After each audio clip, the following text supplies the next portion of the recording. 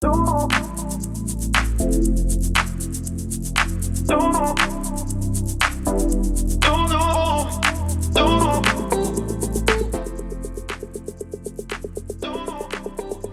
Friends, എല്ലാവർക്കും സിങ്കു and me YouTube ചാനലിലേക്ക് സ്വാഗതം. ഇന്ന് നമ്മൾ തയ്യാറാക്കാൻ പോകുന്നത് ഒരു കോളിഫ്ലവർ ഫ്രൈ ആണ്. അപ്പോൾ നമുക്ക് വീഡിയോയിലേക്ക് കടക്കാം. ഇതിനായിട്ട് ഞാനിവിടെ ഒരു കോളിഫ്ലവർ എടുത്ത് വെച്ചിട്ടുണ്ട്. ഇനി ഇതിൽ നിന്ന് ഒരു വലിയ പീസ് കട്ട് ചെയ്തെടുത്തിട്ടാണ് ഞാൻ ഫ്രൈ ചെയ്ത് കാണിക്കുന്നത്. ഇത്രയും വലുപ്പത്തിൽ നമ്മൾ കോളിഫ്ലവർ ഇവിടെ കട്ട് ചെയ്ത് വെക്കുന്നുണ്ട്. എന്നിട്ട് നമുക്ക് ഇതിൽ നിന്ന് ഓരോരോ പീസുകളായിട്ട് കട്ട് ചെയ്തെടുത്ത് ഇതിനെ നമ്മൾ വാഷ് ചെയ്തെടുക്കണം. ഇനി ഇതിലേക്ക് ഞാൻ അല്പം ചൂടുവെള്ളം ഒഴിച്ചതിനെ ഒരു 10 മിനിറ്റ് സോക്ക് ചെയ്ത് വെക്കുന്നുണ്ട്. അതെന്തിനാന്ന് വെച്ചിട്ടുണ്ടെങ്കിൽ ഇതിൽ പുഴുക്കളൊക്കെ ഉണ്ടെങ്കിൽ അത് നശിച്ചു പോകാനാണ് അങ്ങനെ ചെയ്യുന്നത്. ഇതിനൊരു 10 മിനിറ്റ് സോക്ക് ചെയ്തതിന് ശേഷം ഇതിൻ്റെ വെള്ളമൊക്കെ കളഞ്ഞ് ഇതിനെ ഡ്രൈ ആക്കി എടുക്കാം.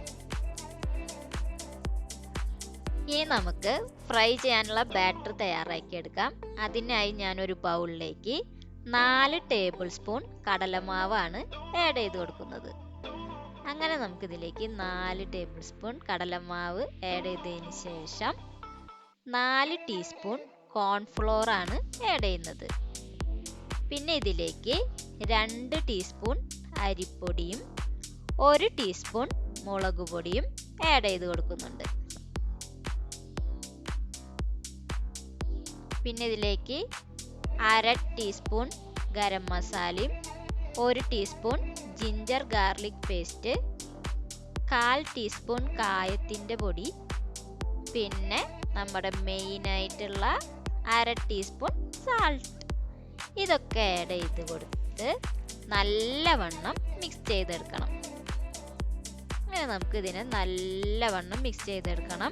കാരണം ഇതിലുള്ള ചെറിയ ചെറിയ കട്ടകളൊക്കെ ഉണ്ടാവും. ആ കട്ടകളൊക്കെ നമ്മൾ നല്ലോണം ഉടച്ച് അതിനെ മിക്സ് ചെയ്തെടുക്കുക. എന്നിട്ട് ഇതിലേക്ക് ഞാൻ വെള്ളം ആഡ് ചെയ്ത് കൊടുക്കുന്നുണ്ട്. ഈ കപ്പിൽ 1 കപ്പ് വെള്ളമാണ് ആഡ് ചെയ്ത് കൊടുക്കുന്നത്. അങ്ങനെ ഈ വെള്ളം ആഡ് ചെയ്തിട്ട് നമുക്ക് ഇതിനെ നല്ലവണ്ണം മിക്സ് ചെയ്തെടുക്കണം. ഇതിലുള്ള കട്ടകളൊക്കെ നല്ല രീതിയിൽ നമുക്ക് ഉടച്ചെടുക്കാം. അങ്ങനെ നമ്മൾ നല്ലവണ്ണം മിക്സ് ചെയ്ത് നമ്മുടെ ബാറ്റർ ഇവിടെ റെഡി ആയിട്ടുണ്ട്. ഈ ഒരു കൺസിസ്റ്റൻസിയിലാണ് നമ്മുടെ ബാറ്റർ തയ്യാറാക്കി എടുക്കേണ്ടത്. ഇനി ഫ്രൈ ചെയ്യാനായിട്ട് ഒരു ചീനച്ചട്ടിയിൽ ഓയിൽ ഒഴിച്ചു കൊടുക്കാം. ഞാനിവിടെ സൺഫ്ലവർ ഓയിലാണ് ഒഴിച്ചു കൊടുക്കുന്നത്.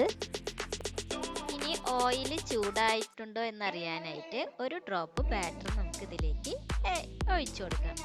അപ്പോൾ അതേ ബാറ്റർ ഇവിടെ ഇങ്ങനെ പൊന്തി വന്നിട്ടുണ്ട്. അപ്പോൾ നമ്മുടെ ഓയിൽ ചൂടായിട്ടുണ്ട്. ഇനി ഇതിലേക്ക് ഓരോരോ കോളിഫ്ലവർ ആയിട്ട് നമുക്ക് ബാറ്ററിൽ മുക്കിയിട്ട് ആഡ് ചെയ്ത് കൊടുക്കാം. അങ്ങനെ നമ്മൾ ഇങ്ങനെ ഓരോരോന്നായിട്ട് ഇങ്ങനെ ഇട്ട് കൊടുക്കുകയാണ്. അപ്പോൾ നമ്മുടെ ഒരു ഭാഗം അവിടെ റെഡി ആയിട്ടുണ്ട്. ഇനി നമുക്കതിനെ മറിച്ചിട്ട് കൊടുക്കാം. അപ്പോൾ നല്ല സ്മെല്ലൊക്കെ ഇങ്ങനെ വരുന്നുണ്ട് കേട്ടോ. അപ്പോൾ ഇനി ഇത് നല്ല രീതിയിലായോ എന്ന് അറിയാനായിട്ട് ഇതിനെ നമ്മളിങ്ങനെ ഇട്ട് കൊടുക്കുമ്പോൾ അതിനൊരു നല്ലൊരു ക്രിസ്പി ആയിട്ടുള്ള സൗണ്ട് വരും. അപ്പോൾ നമ്മുടെ കോളിഫ്ലവർ റെഡി ആയിട്ടുണ്ടെന്ന് മനസ്സിലാവും. ഇനി ഞാനിവിടെ 3 വട്ടമാണ് ഇട്ടിട്ടാണ് ഇതിനെ ഫ്രൈ ചെയ്തെടുക്കുന്നത്. അങ്ങനെ നമ്മുടെ രണ്ടാമത്തെ വട്ടം നമ്മൾ ഇവിടെ റെഡിയാക്കി എടുത്തിട്ടുണ്ട്.